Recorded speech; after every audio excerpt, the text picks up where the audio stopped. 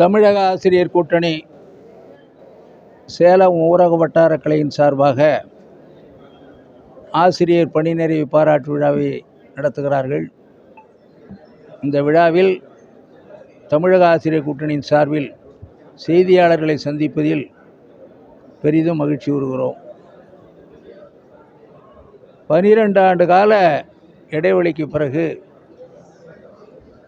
2457 இடைநிலை ஆசிரியர்களை மாண்புமிகு முதலமைச்சர் மு.க. ஸ்டாலின் அவர்கள் தலைமையில் உள்ள அரசு நியமனம் செய்திருக்கிறார்கள். துணை முதலமைச்சர் அவர்கள் ஆணை வழங்கியிருக்கிறார்கள்.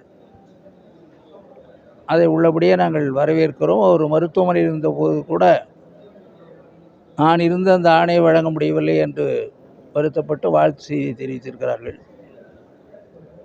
இது 12 ஆண்டு கால இடைவெளிக்கு பிறகு இடைநிலை ஆசிரியர்கள் நியமனம் 2457 நியமனம் செய்திருக்கிறார்கள். அதை வரவேற்க வேண்டும்.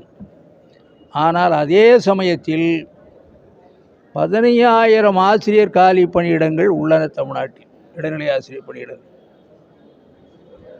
14,000க்கும் மேற்பட்டவர்கள் தற்காலிக ஆசிரியர்கள் அந்த இடத்திலே பணியாற்றி வருகிறார்கள்.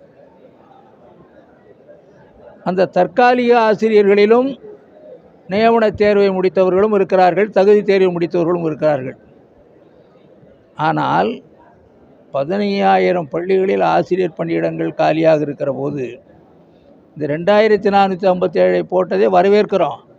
ஆனால் ஒரு அரசு பள்ளி என்பது வறுமையின் அடையாளம் அல்ல, பெருமையின் அடையாளம் என்று அடிக்கடி சொல்லிக் கொள்பவர்கள் ஏன் அந்த 14,000 ஆசிரியர் பணியிடங்களையும் நிரப்பியிருந்தால் பள்ளிகளுக்கு ஆசிரியர்களும் சென்றிருப்பார்கள்.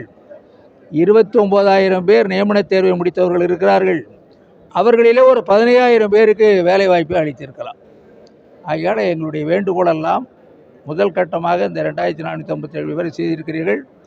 அடுத்த கட்டமாக இந்த தற்காலிக ஆசிரியர்களாக பணியாற்றி கொண்டிருப்பவர்களை, தகுதியுடையவர்களை நீங்கள் நிரந்தர இடைநிலை ஆசிரியர்களாக நியமனம் செய்ய வேண்டும் என்று இந்த நேரத்திலே தமிழக ஆசிரியர் கூட்டணியின் சார்பிலே வலியுறுத்தி கேட்டுக்கொள்கிறோம்.